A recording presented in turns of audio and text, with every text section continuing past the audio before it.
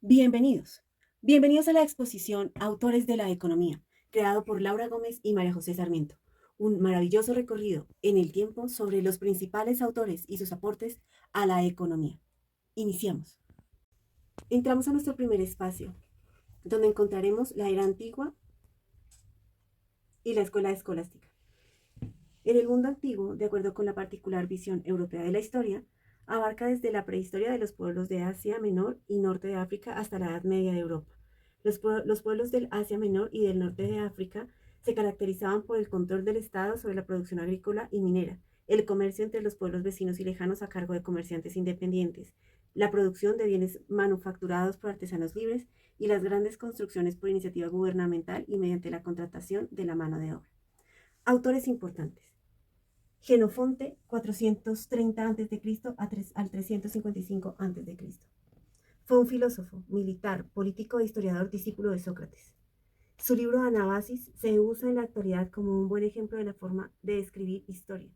Su pensamiento sobre economía lo registró precisamente en un libro con ese nombre, O Economicus, un tratado sobre la administración del patrimonio, labor particularmente a cargo de mujeres. En este libro presenta una detallada información de cómo organizar la casa, entrenar y administrar la servidumbre, almacenar vidrio y alimentos. Si la economía puede definirse como la ciencia que estudia la administración de los recursos, tal como lo hace Winstedt. Desde la óptica de esta definición de economía, Genofonte debe ser considerado uno de los primeros economistas. Platón, 428 a.C. al 347 a.C. Platón analizó toda la estructura política y económica del Estado. Con Genofonte compartieron la idea de que el ser humano es la variable fundamental de la economía política. El interés platónico era la óptima combinación de gobierno y economía. En este punto para Platón, el estado óptimo es una situación rígida, estática e ideal y cualquier cambio es considerado como regresivo. Ahora pasamos a la escuela escolástica. El interés central de los escolásticos se inició primero con la inquietud de cómo determinar el precio justo, la aristotélica justicia correctiva y conmutativa, que para ellos era una de las reglas de justicia que debían regular las relaciones sociales.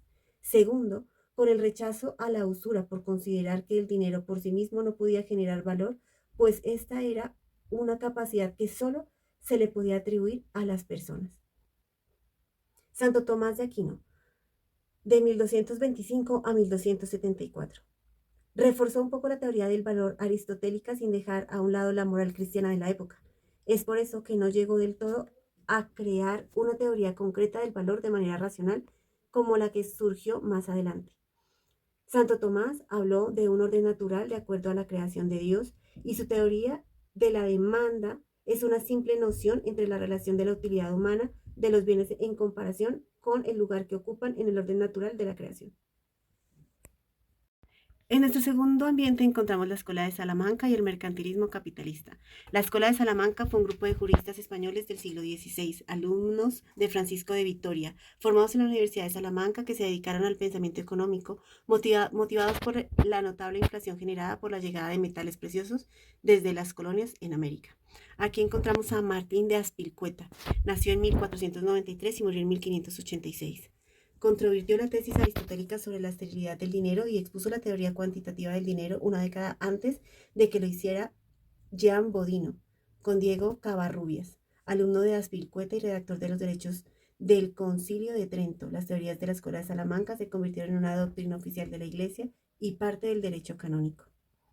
Continuamos con William Petty. Nace en 1623 y muere en 1687.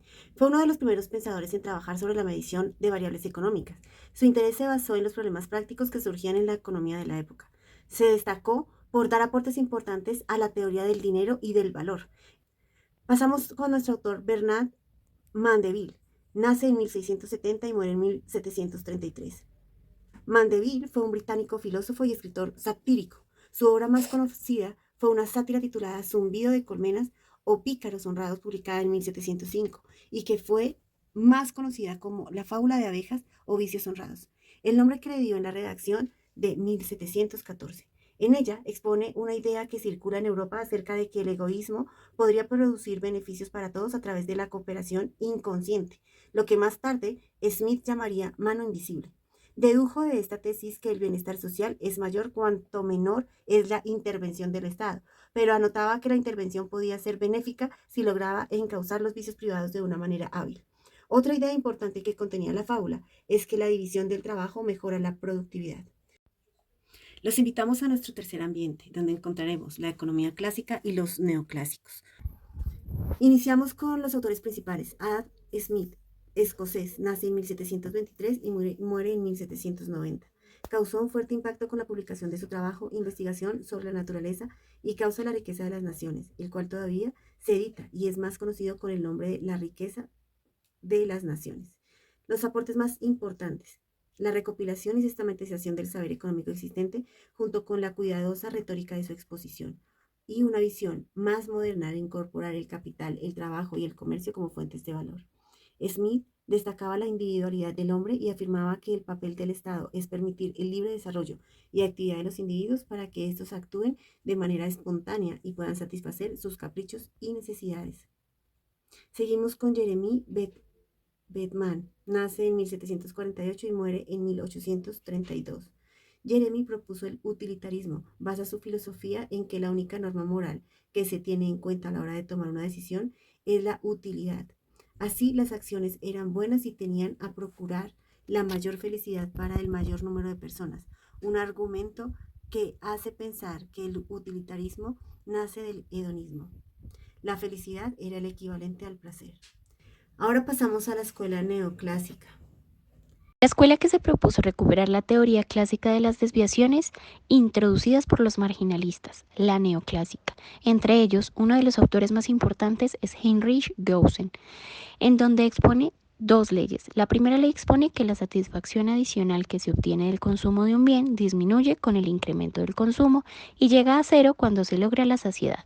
Y en su segunda ley expone que no se pueden satisfacer todas las necesidades hasta la saciedad y que por tal motivo la máxima satisfacción se obtiene cuando se igualan entre sí las satisfacciones marginales obtenidas de los consumos en los diversos bienes. Dentro de los más importantes autores se encuentra Piero Safra, 1898-1983. De acuerdo con él, su modelo implica que los precios y la tasa de ganancia tienen que ser calculados de forma simultánea, pues conociendo el vector de precios se conoce la tasa de ganancia y viceversa, pero no es posible conocer uno de estos antes que el otro. El modelo obviamente no incorporaba el dinero de forma explícita, pues los precios son relativos a una mercancía cualquiera que sirve como numerario. Entramos en los mercados imperfectos, el keynesianismo y la economía del desarrollo. La primera reacción contra el libre cambio ocurrió en los países que surgieron de la descolonización de las Américas a finales del siglo XVIII y comienzos del siglo XX.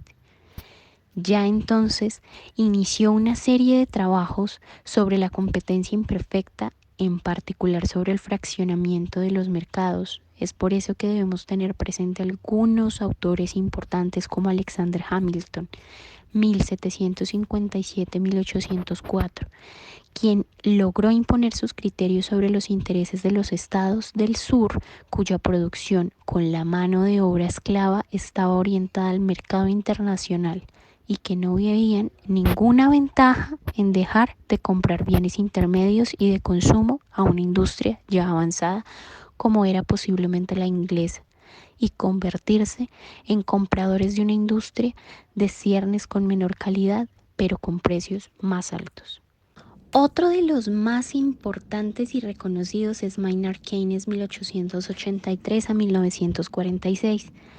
Él afirmó que en una economía monetaria es posible que las familias retengan parte de sus ingresos, sin que los empresarios puedan saber qué demandarán las familias en el futuro con ese ingreso retenido. Entonces esta incertidumbre impide realizar nuevos planes de inversión y entonces es por ello que se reduce la demanda de bienes de producción. Se genera desempleo y este a su vez reduce la demanda de bienes de consumo, generando recesión en la producción orientada al consumo. En conclusión, el problema reside en una baja demanda efectiva y la solución puede ser aportarla por el gobierno a través de diferentes intensidades de intervención. Cuando la recesión es suave, basta con la reducción de impuestos y de las tasas de interés. Si es fuerte, entonces se requiere el aumento del gasto público. Raúl Prebisch fue uno o quizá el más importante pionero de la economía en desarrollo, que expone tres temas centrales. El primero, el progreso técnico, que es una variable fundamental de la que depende el crecimiento en la productividad. El segundo, que es el crecimiento, que dependerá de la acumulación del capital, para que de esta manera permita incorporar la población en actividades donde el progreso técnico sirva de plataforma para sostener aumentos en la productividad. Y el tercero será el capitalismo tardío y periférico de América Latina y la distribución del ingreso, que es inflexible, por lo que bloquea el cambio técnico y la modernización institucional. Según este autor, la mano invisible no funciona porque existen barreras internas y externas que lo impiden. Es por ello que propone como alternativa un desarrollo programado impulsando desde adentro, integrado regionalmente y con un modelo mixto de sustitución de importaciones y promoción de exportaciones. Si le doy de comer a los pobres, me dicen que soy un santo. Pero si pregunto por qué los pobres pasan hambre y están mal, me dicen que soy un comunista. Helder Cámara, obispo auxiliar de Río de Janeiro. Entramos entonces al socialismo, que surgió como una reacción de la injusticia que significaba que el gran incremento de la capacidad de producción aportado por la revolución industrial solo hacía ricos a muy pocos empresarios, al mismo tiempo que la población trabajadora era sobreexplotada y vivía en una miseria extrema. Saint-Simon, en 1760-1825, fue un crítico de la propiedad privada por considerarla entonces una fuente de disturbios y porque como monopolio otorgaba derechos a la apropiación de la renta sin trabajar, como lo hacen los industriales y los obreros. Él propuso que el Estado se organizara mediante tres corporaciones públicas integradas, en su mayor parte por los industriales. Estas corporaciones tendrían a su cargo: la primera, proponer un plan de obras públicas; la segunda, evaluar la pertinencia y viabilidad del plan; y la tercera, vetar o aprobar el plan y cobrar los impuestos. Y sin lugar a dudas, el pensamiento de Karl Marx, 1818 a 1883, afirmó que el modo de producción capitalista no es perdurable, porque entraña el germen de su propia destrucción al desarrollar incesantemente las fuerzas productivas y la lucha social por la redistribución del ingreso.